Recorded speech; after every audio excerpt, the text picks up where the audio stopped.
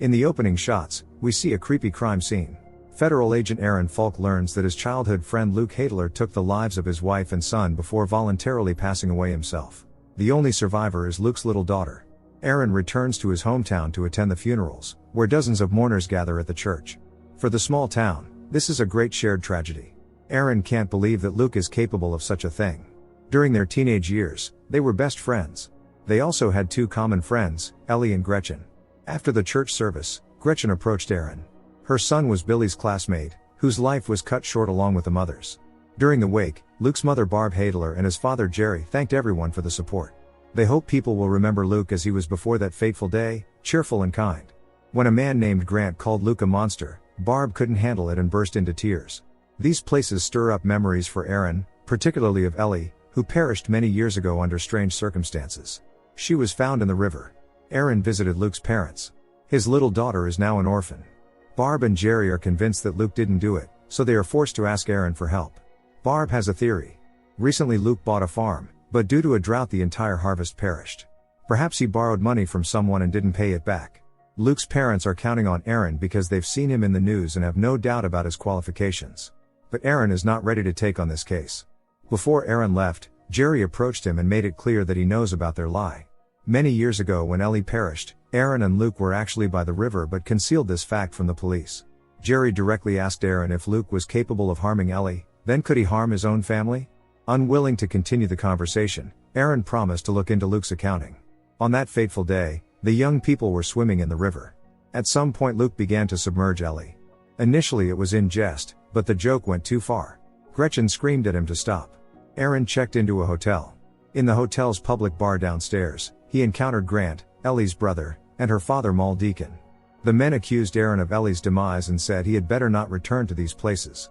Not wanting to engage in conflict, Aaron retreated to his room, recalling how he had led frightened Ellie away from the river while Gretchen and Luke argued. Aaron woke up in the middle of the night due to the sound of a car engine. Angry men had come to the hotel to settle the score with Aaron. Most townspeople were convinced of his involvement in what happened to Ellie. The next day, Aaron informed his superiors that he would have to stay here for a while. The first thing he did was to meet with Greg Rako, the local sergeant. After gaining access to Luke's accounting, Aaron perused the entries. It was Greg Rako who discovered the bodies. He recounted and showed Aaron how it all happened. The fact that Luke's daughter survived led Aaron to think that whoever committed the crime knew she couldn't be a witness. Afterward, Aaron met with Scott Whitlam, the local school principal and the boss of Karen, Luke's wife. According to Scott, Karen and Luke had problems in their marriage. The main reason for the conflicts was lack of money. However, Scott never made a big deal of it, because everyone has problems. Later, Aaron asked Gretchen about Karen. Gretchen replied that Karen was a good, decent woman. Observing the students in the classroom, Aaron and Gretchen reminisce about their school years. In their free time, Aaron and Ellie often strolled in the woods. Their connection was more than just friendship. In the present, Aaron learns from Greg that Remington bullets were found at the crime scene, while only Winchesters were in the house. This inconsistency suggests that someone broke into the home. Police visited the place where Luke voluntarily passed away. Once there was a lake, but now only a dry desert remains in its place. Upon learning that Jamie Sullivan was hunting rabbits near the crime scene on that day, Aaron found it suspicious, and the police paid the man a visit. Jamie lives with his grandmother. When Aaron asked him to show his gun, Jamie complied. On the fateful day, Luke was hunting with Jamie a few hours before the incident. According to Jamie, Luke expressed dissatisfaction with his marriage. Then Jamie allegedly went home. The police officers were forced to leave with nothing. On the street, Aaron bumped into Dr. Chris Lee and asked if Luke showed signs of depression. Due to medical confidentiality, Dr. Lee couldn't answer this question, as Aaron was unofficially conducting the investigation. That evening, Aaron had dinner with Gretchen. They raised their glasses to the meeting. Gretchen can't believe that Luke was capable of such a thing. By the way, many years ago, Luke wanted to date Gretchen, but she said no. Aaron directly asked Gretchen who in her opinion was involved in Ellie's demise. Gretchen is sure that Ellie left her life voluntarily. She had numerous problems at home, as the mother abandoned her, and the father was an aggressive person. Since Aaron's name was found in Ellie's note, the townspeople deemed him guilty. After that, Aaron left and didn't return for 20 years. Seeing Aaron and Gretchen together, Grant advised her to be cautious with this guy. Grant also advised Aaron to go back to wherever he came from because what happened doesn't concern him. The townspeople have been waiting for rain for a long time, battling drought and fires. But now the town has faced a much greater tragedy. After embracing Aaron, Gretchen left. She, Aaron, Luke and Ellie had always done everything together before, but that was in the past. Now it was just the two of them. The next day, visiting the Hadler's home, Aaron found Barb in tears. She had found Billy's drawings and couldn't hold back her emotions. Aaron said the farm wasn't a motive for the crime. Aaron also personally informed Jerry about it. It is still unclear who might have wanted to harm Luke and his family and why. Strolling through the forest, Aaron once again delves into the past. One night, the four of them sat around a campfire. Ellie sang a song that reminded her of the mother. The girl misses her very much. Luke didn't like Ellie being sad all the time and refusing to drink alcohol. The upset girl simply walked away. In the present, Aaron volunteered to take late Karen's books to the library. Inside, he found a check with the name Grant written on it. The police visited Grant and summoned him for questioning. They were interested in his relationship with Karen and his whereabouts on the day of the incident. At first, Grant was sarcastic in response to the cops' questions, but when he realized the seriousness, he became nervous. Grant denied any involvement in the crime. The police suspect that Grant wants to purchase the Hadler's farm, knowing that Luke's parents are no longer able to manage it. Grant started shouting that on that day, he was first at work and then at the pub. There are people who can confirm this. The police intend to verify Grant's alibi. Jamie Sullivan is still on the list of suspects. Greg reviewed surveillance footage and saw distraught Karen Hadler leaving the school 2 hours before the incident. Luke's car was found near the dried-up lake. Aaron recalls how Luke tried to apologize to Ellie, but she didn't need his apologies. In the end, they only argued more. Unlike Luke, Aaron always supported Ellie. They truly loved each other, but Ellie was always in a hurry to go home. Once before Ellie left, Aaron handed her a note asking to meet by the river. In the present, Aaron saw a dog carcass on his car. Photos of Aaron and Ellie were posted around the streets. It was a warning for Aaron to leave the town as soon as possible. The townspeople have no doubt about his guilt. In the past, Aaron waited for Ellie at the agreed-upon place, but she never showed up. In the present, Scott Whitlam helped Aaron wash the car and invited him into his home. Scott's wife, Sandra, showed Aaron the latest voicemail from Karen, which said that Billy wouldn't be coming to school tomorrow due to feeling unwell. Sandra couldn't hold back tears, remembering how sweet and friendly Karen had been. Everyone loved her. Sandra can't comprehend who could wish harm to Karen and her son.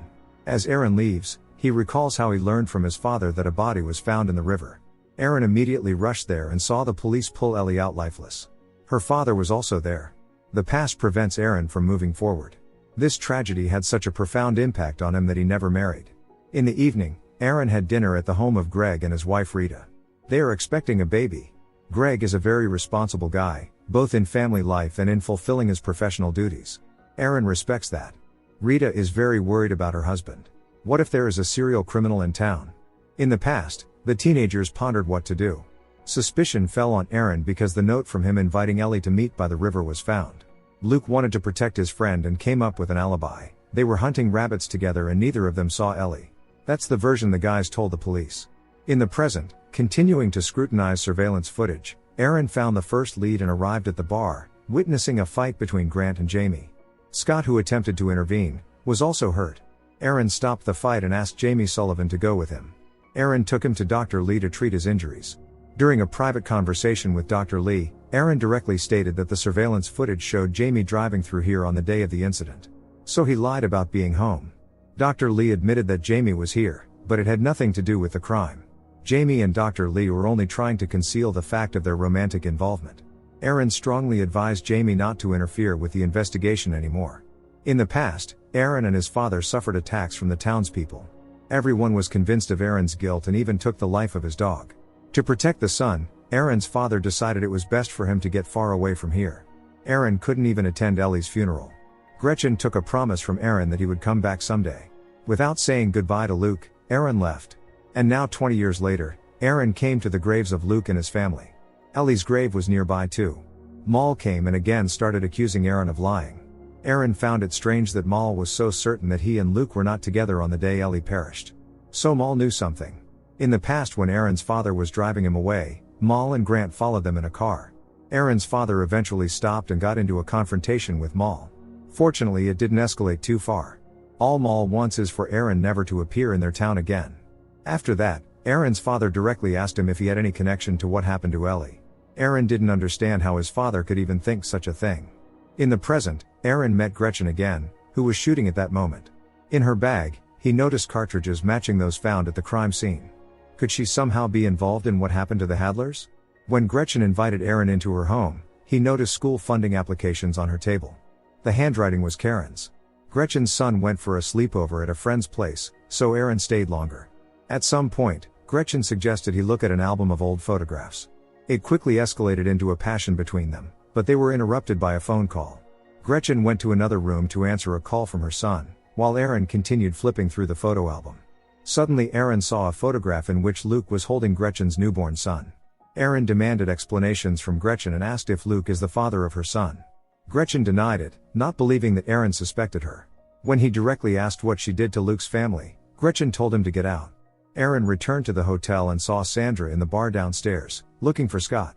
A few minutes later, Scott himself appeared. When the couple left, Aaron asked the hotel owner if Whitlam often comes here. The owner said that Scott constantly loses at poker. Aaron did not expect to see Greg near his room at all. It turned out that today Mal Deacon had visited the police station, claiming that Aaron had allegedly attacked him at the cemetery. Greg knows that Aaron has personal reasons to investigate Luke's case. No one doubts that it is somehow connected to the crime from 20 years ago. Now Greg realizes that he made a mistake by allowing the freelance detective to participate in the investigation and asked Aaron not to interfere anymore. However, Aaron is determined to see the case through and achieve justice for both Luke and Ellie. At night, Aaron slept restlessly, reliving episodes from the past. Back then, none of the friends suspected that their carefree life would soon come to an end. Aaron woke up early, before dawn. While Gretchen and her son were still asleep, he secretly sneaked into their house and took the school funding applications. It became evident that Karen wrote Grant on the check, referring not to a name but to financing.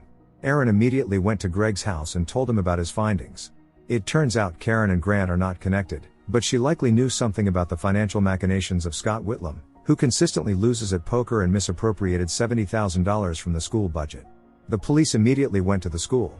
Now there is no doubt, Scott Whitlam wanted to get rid of witnesses, and along with Karen eliminated her family. Meanwhile, Scott is at his workplace. Upon learning about the call from the foundation regarding the transferred funds and seeing a police car, he went into fled. When the police arrived at the school, Scott was already gone. They set out to search for him in the woods. Scott sat near a tree with a gasoline canister and a lighter in his hands. Aaron tried to convince Scott not to do anything foolish. On Aaron's advice, Greg lowered his gun. In tears, Scott revealed that he recently moved his family to this town, but creditors found him here as well. They threatened his family, so Scott had no choice. On that fateful day, he came to the Hadlers' house and attacked Luke. Luke tried to escape, intending to lead Scott away from home, but it didn't help. After getting rid of Luke, Scott came to his house. The same fate befell Karen and Billy. Scott arranged everything to make it look like Luke did it. In the present, Scott set the fire after all, intending to destroy the school. But Greg and Aaron stopped him. After some time, Aaron woke up in the hospital with burns. Greg was more severely injured. Rita didn't leave his side. She was grateful to Aaron for ridding their town of such a dangerous criminal. It turned out that Scott also survived. Barb and Jerry came to the hospital to personally thank Aaron for proving Luke's innocence. Jerry told Aaron that his father would be proud of him. Now the whole town considers Aaron a hero. Before leaving, Aaron apologized to Gretchen for suspecting her. Gretchen no longer holds a grudge against Aaron and has forgiven him. Gretchen admits that she always loved Luke, but he chose Karen. Gretchen sincerely wished them happiness. For one last time, Aaron decided to stroll through the places he and Ellie used to love in the past.